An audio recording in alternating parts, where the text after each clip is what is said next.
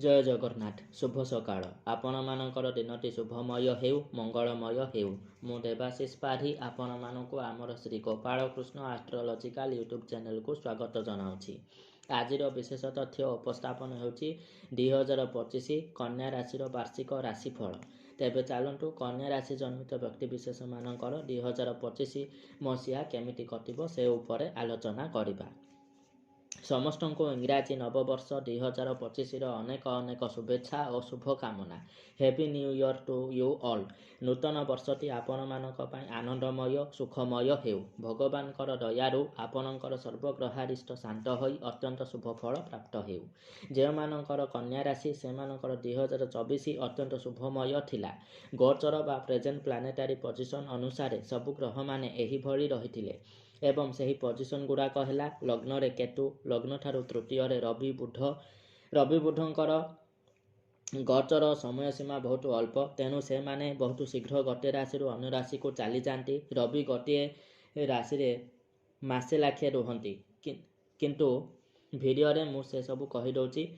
Video बनेबा समय रवि जोंथि थिले सही अनुसार मु कहूची। चतुर्थ रे थिले शुक्रंकर मध्य राशि परिवर्तन बहुत शीघ्र हो जाए थाए। से बहुत अल्प समय पाई गोटे गोटे राशि रे रुहंती।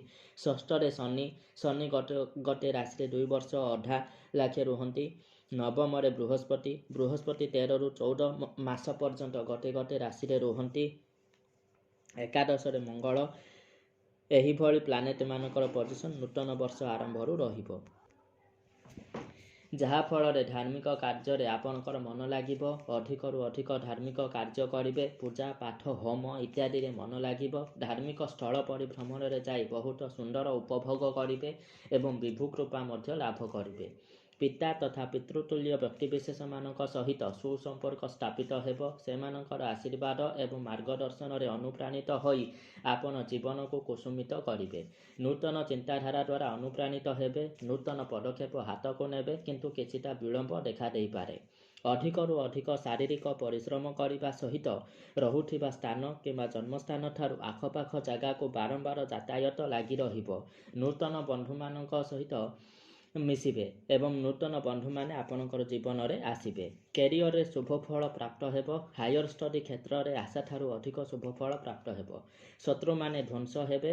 आर्थिक संकटर समाधान हेबो इत्यादि इत्यादि शुभ फल मान प्राप्त हेबो। किंतु 2025 मसीहा मार्च मास ठारू एप्रिल मास भितरे समस्त ग्रह मानकर राशि परिवर्तन घटुछि।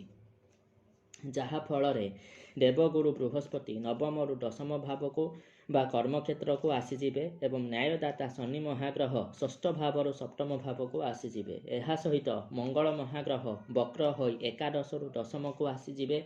जहा द्वारा आपण को नूतन वर्ष 2025 रु जनवरी मास रु 2025 मसीहा जनवरी मास रु मार्च मास रे बहुत शुभ फल प्राप्त हेबो। किंतु एहा पर ठारू परिस्थिति बदली जिवो। कर्म क्षेत्र रे विभिन्न घात प्रतिघात दे गति करने को पड़िबो। विभिन्न प्रकार समस्यार सम्मुखीन हेबे। जो माने वाणिज्य व्यवसाय करूछंती सेही वाणिज्य व्यवसाय क्षेत्र रे कोनोसी बाधा आसी पहुंची पारे। कोनोसी समस्या जो व्यवसाय रे क्षति देखा दे पारे। तेनु कैरियर रे शुभ फल पाइबा निमंते शक्तिशाली ताबिज धारण करंतु एवं वाणिज्य स्थल रे वाणिज्य वृद्धि यंत्र स्थापन सहित धन वृद्धि यंत्र प्रयोग करंतु। एहा द्वारा शुभ फल प्राप्त हेबो। अनेक शत्रु देखा देबे किंतु भगवानकर दयारु विशेष किछि असुविधा हेबो नाही। विदेश भ्रमणर सुयोग प्राप्त होई पारे। जे माने electrical fashion designing chemical industry लुहा एवं एल्युमिनियम कल कारखाना होटेल मैनेजमेंट दिगरे कैरियर गठन करिबा पई इच्छुक किंबा सही दिगरे जो माने कार्यरत से माने आशा ठारू अधिक शुभ फल प्राप्त करिवे। विवाह रे विलंब घटी पारे। तेणु कौनसी विज्ञ ज्योतिषाचार्य द्वारा जातक गवेषणा कराई जदि जातक अनुसार किसी असुविधा थाए किंबा विलंब विवाह जोग थाए तेबे ताहार निराकरण करे नियंतु। जहा द्वारा विलंब हेबार जो जोग सृष्टि होछि ताहार निराकरण होई विवाह रे शीघ्रता देखा दबो। ଛାତ୍ରଛାତ୍ରୀମାନଙ୍କ ପାଇଁ ଏହି ବର୍ଷଟି ଶୁଭମୟ ନୁହଁ, ତେଣୁ ପାଠପଢ଼ା ପ୍ରତି ଅଧିକରୁ ଅଧିକ ସତର୍କ ରହିବା ନିହାତି ଆବଶ୍ୟକ ଅଟେ। ଏହା ସହିତ ମା ସରସ୍ୱତୀଙ୍କର ଆରାଧନା ସହିତ ମା ସରସ୍ୱତୀଙ୍କର ଦିବ୍ୟ ଶକ୍ତିଶାଳୀ ତାବିଜ ଧାରଣ କରନ୍ତୁ। ହାୟର ଷ୍ଟଡି କ୍ଷେତ୍ରରେ କୌଣସି ବି ଗୁରୁତ୍ୱପୂର୍ଣ୍ଣ ନିଷ୍ପତ୍ତି ନିଅନ୍ତୁ ନାହିଁ। ଯେଉଁମାନେ ନୂତନ ରିଲେସନସିପ୍ ଷ୍ଟାର୍ଟ କରିବା ପାଇଁ ଚାହୁଁଛନ୍ତି ସେମାନେ ସତର୍କ ରହିବା ଆବଶ୍ୟକ। ଯେହେତୁ ରାହୁ ମହାଗ୍ରହଙ୍କର ଦୃଷ୍ଟି ପଡ଼ୁଛି ରିଲେସନସିପ୍ ଉପରକୁ, ତ ସେଠାରେ ଧୋକା ଖାଇବାର ଚାନ୍ସ ବହୁତ ଅଧିକ ରହୁଅଛି। ବର୍ଷଟା ଏତେ ଭଲରେ ଯାଉନଥିବା ହେତୁ ଭଗବାନଙ୍କର ଶରଣାପନ୍ନ ହୋଇ ସତ୍ମାର୍ଗରେ କର୍ମ କରନ୍ତୁ ଏବଂ ପ୍ରତ୍ୟେକ ଦିନ ଭଗବାନ ନାରାୟଣଙ୍କର ଆରାଧନା କରନ୍ତୁ। ଭଗବାନ ଗ୍ରହରୂପୀ ଜନାର୍ଦ୍ଦନ ଜଗତର ନାଥ ଜଗନ୍ନାଥଙ୍କର ପୂଜା ଅର୍ଚ୍ଚନା କରନ୍ତୁ ଏବଂ 108 ତୁଳସୀ ନିଜର ନାମଗୋତ୍ର ଅନୁସାରେ ଭଗବାନଙ୍କୁ ଅର୍ପଣ କରନ୍ତୁ ଏବଂ ଓମ୍ ନମୋ ଭଗବତେ ବାସୁଦେବାୟ ମନ୍ତ୍ରକୁ ଦୈନିକ 108 ଥର ଜପ କରନ୍ତୁ, ଯାହାଦ୍ୱାରା ସର୍ବଗ୍ରହାରିଷ୍ଟ ଶାନ୍ତ ହୋଇ ଅତ୍ୟନ୍ତ ଶୁଭ ଫଳ ପ୍ରାପ୍ତ ହେବ।